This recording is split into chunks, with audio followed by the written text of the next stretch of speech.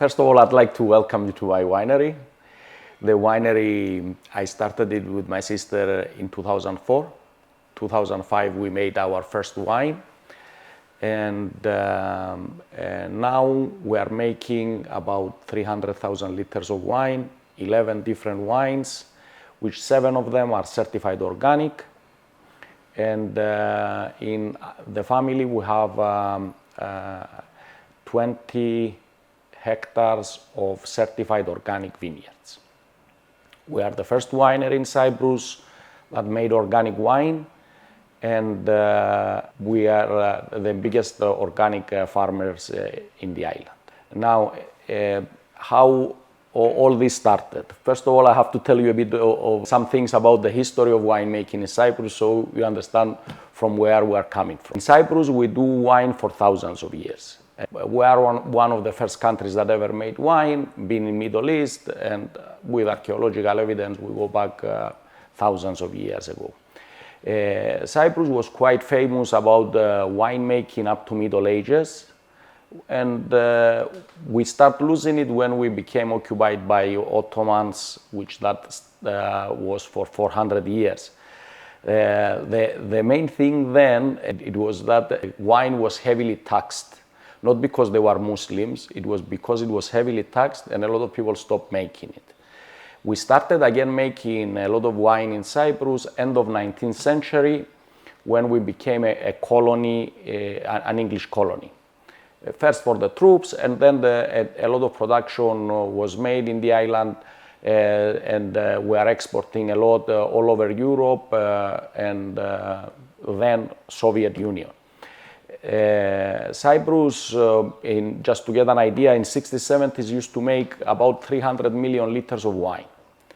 Then though, it was only 4 big wine factories that they were buying all the grapes of the island and making cheap wine and selling it all over.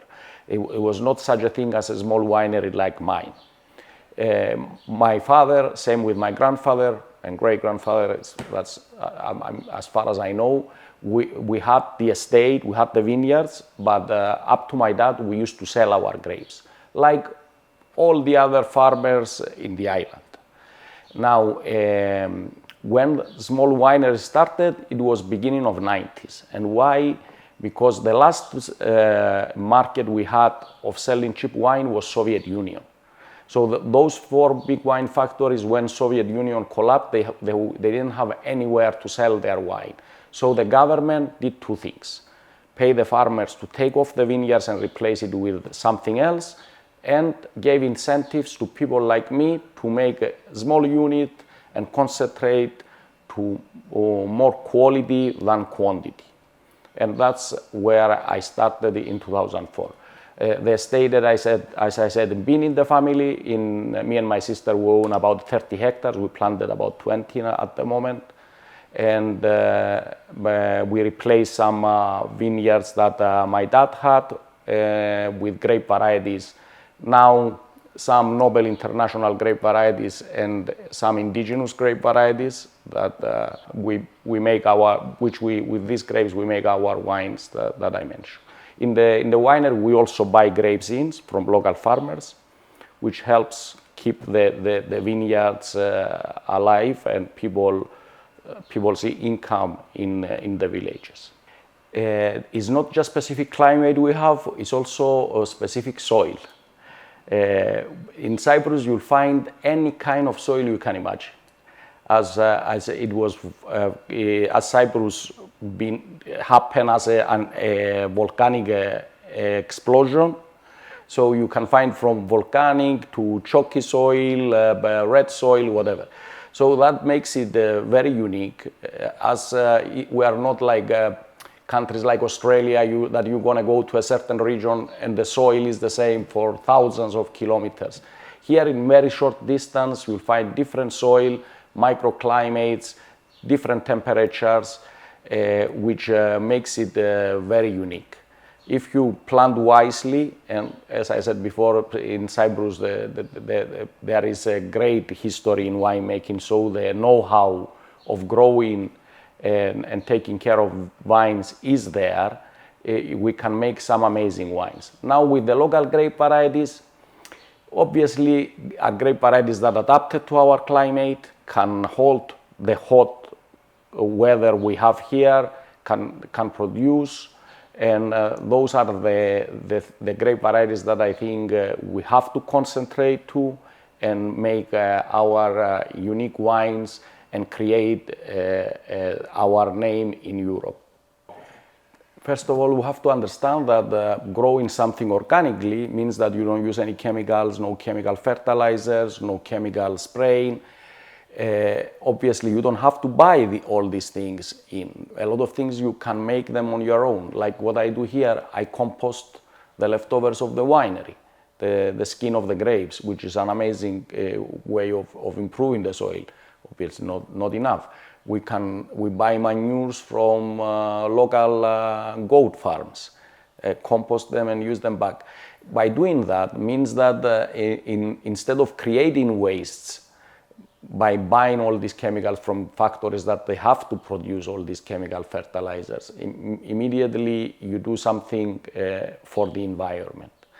In our winery, not only that, we also use solar panels for our electricity, saving on our electrical bill, but obviously also trying to be as green as we can. This is very important for people to understand, that the farmers, by what they're really doing, it's helping keeping nature also, and that's what we are at the end of the day. We have vineyards. We keep all this green in the island. It's very, very important for the consumers to understand that also. It's not just making wine and selling wine. It's also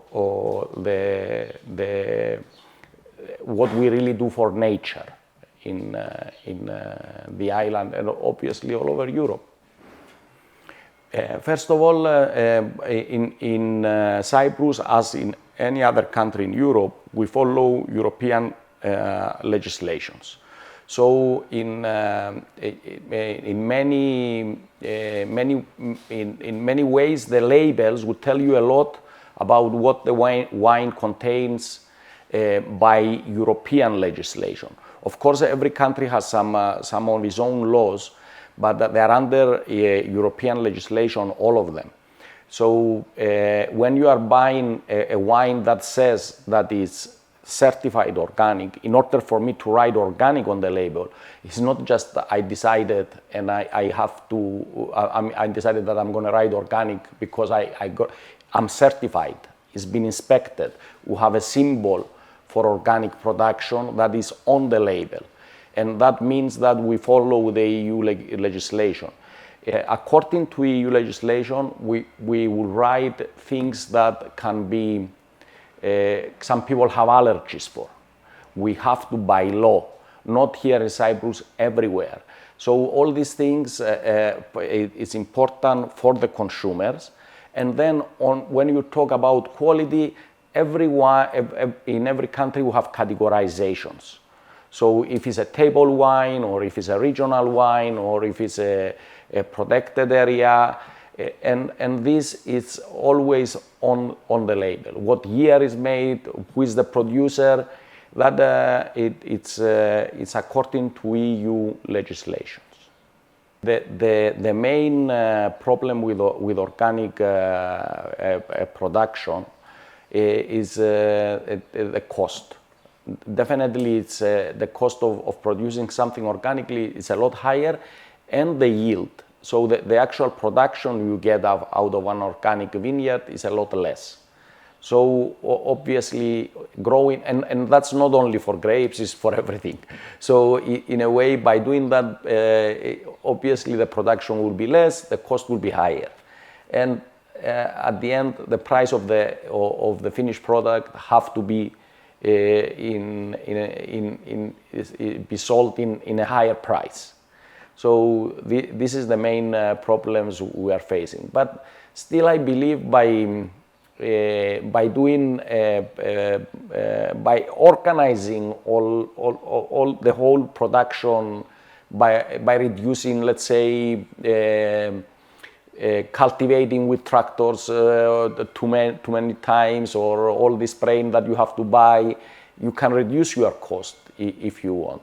It's all about how you will manage your whole estate at the end of the day.